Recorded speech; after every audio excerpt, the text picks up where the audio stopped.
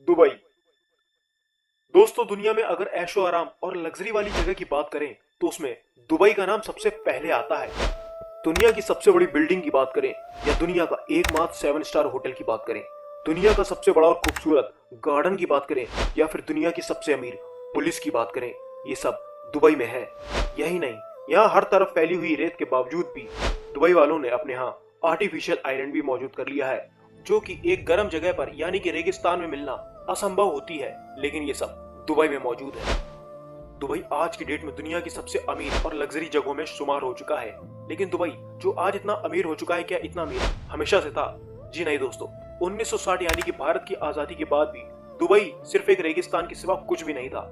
लेकिन वो कौन सी ऐसी असल वजह थी जिसके बाद दुबई देखते ही देखते इतना अमीर होता चला गया? और अगर आप ये सोच रहे हैं कि इसकी असल वजह तेल है और दुबई ने तेल बेचकर अपने आप को इतना अमीर बनाया है, तो आपको बता दूं, आप बिल्कुल गलत सोच रहे हैं। तो आज हम जानेंगे कि दुबई के पास ऐसा वो अलादीन का कौन सा चिराग था जिसके बाद देखते ही देखते दुबई इतना अमीर होता चला गया। दोस्तों, वीडियो काफी इंटरेस्टिंग और रहस्यमय होने वाली है, बने रहिएगा वीडियो के अंत तक। चैनल पे पहली बार आए तो चैनल को सब्सक्राइब करके नोटिफिकेशन बेल जरूर ऑन कर लीजिएगा, ताकि हम अगली कोई भी इंटरेस्टिंग और रहस्यमय वीडियो डालें वो सबसे पहले आप तक पहुंचे।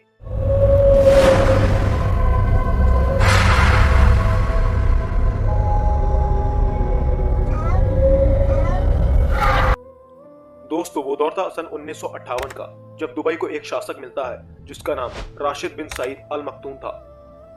दुबई को आज जो पहचान मिली है उसमें ये मील का पत्थर साबित हुए थे, क्योंकि इन्होंने ही अपने कार्यकाल में सबसे पहले दुबई में तेल खोजने की प्रक्रिया को शुरू किया था।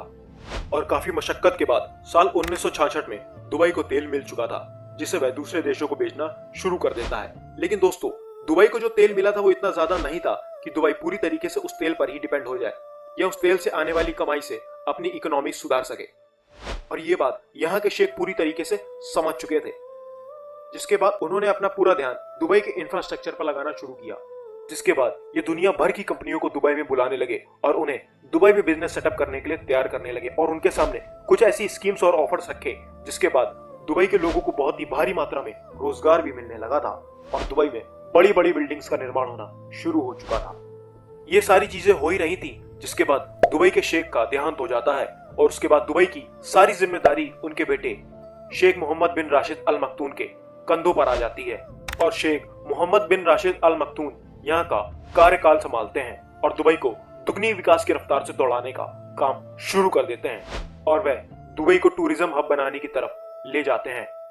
जिसके बाद सबसे पहले वह दुनिया का एकमात्र 7 स्टार होटल, जो कि एक 60 मंजिला इमारत है जिसमें दुनिया भर का ऐशो आराम मौजूद है, होटल बुर्ज अल अरब को बनवाते हैं। जिसके बाद वह दुबई में बुर्ज खलीफा की नींव रखते हैं।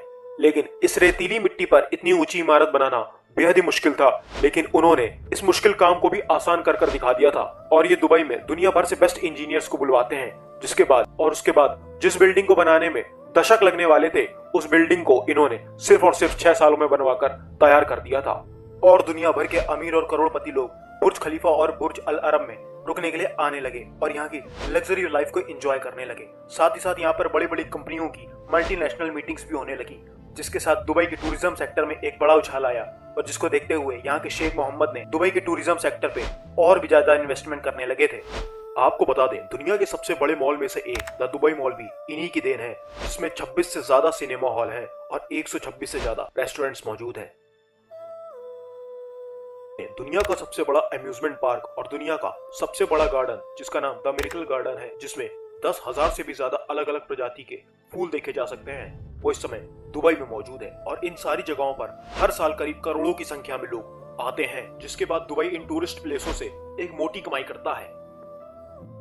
दुनिया की सबसे अमीर पुलिस का खिताब भी दुबई के ही पास है और यहाँ की पुलिस नॉर्मल गाड़ियों से नहीं बल्कि जैगुआर, मर्सिडीज और BMW जैसी गाड़ियों से चलती है। किसी ने सोचा भी नहीं होगा कि दुबई, जो एक रेतीला और गर्म इलाका है जहाँ पर बर्फ का नामो निशान तक नहीं है, वहाँ पर कोई बर्फ में स्केटिंग भी कर सकता है। लेकिन यहाँ के शेख मोहम्मद ने बर्फ में स्केटिंग वाली जगह भी बनवा डाली है, जिसे हम स्नो स्कीइंग कहते हैं, जिसका मजा लोग पूरी दुनिया से आकर यहाँ पर लेते हैं। और जिस दुबई में आज से पहले दूर दूर तक पानी के लिए भटकना पड़ता था, आज वहाँ पर पानी से बना आइलैंड मौजूद है, जिसे हम पाम जुमेरा बीच के नाम से जानते हैं, जहाँ पर एक बड़ी मात्रा में टूरिस्ट आकर वेकेशन मनाते हैं। दुबई में सोने को आप एटीएम से भी निकाल सकते हैं और यहाँ पर क्राइम रेट सबसे कम है, क्योंकि यहाँ पर इतने सारे कानून यहाँ की सरकार ने बनाए हुए हैं कि यहाँ पर कोई गलती से भी गलती नहीं करता है। और दुबई में कोई भी एड्रेस सिस्टम नहीं है, जिसका कारण ये है कि यहाँ पर ज्यादातर जगह वर्ल्ड फेमस और यूनिक मानी जाती हैं, जिसकी वजह से यहाँ पर कोई एड्रेस सिस्टम नहीं रखा गया है। अगर आपको कहीं जाना है तो आपको वहाँ की फेमस जगह का नाम लेना पड़ता है और आप वहाँ पर पहुंच जाते हैं।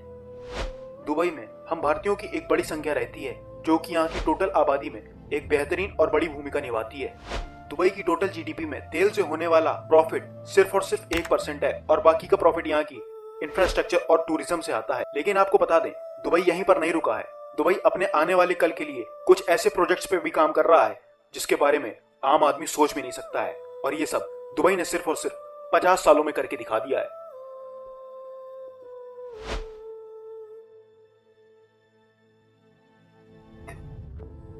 तो दोस्तों, ये थी दुबई की तरक्की की कहानी और कुछ इंटरेस्टिंग फैक्ट्स जो इस वीडियो के माध्यम से हमने आप तक पहुंचाए हैं। अगर वीडियो अच्छी लगी हो तो ये नॉलेज और भी लोग तक शेयर करें। चैनल पे पहली बार आए तो चैनल को सब्सक्राइब करके नोटिफिकेशन बेल जरूर ऑन कर लीजिएगा, ताकि हम अगली कोई भी इंटरेस्टिंग और रहस्यमय वीडियो डालें वो सबसे पहले आप तक पहुंचे।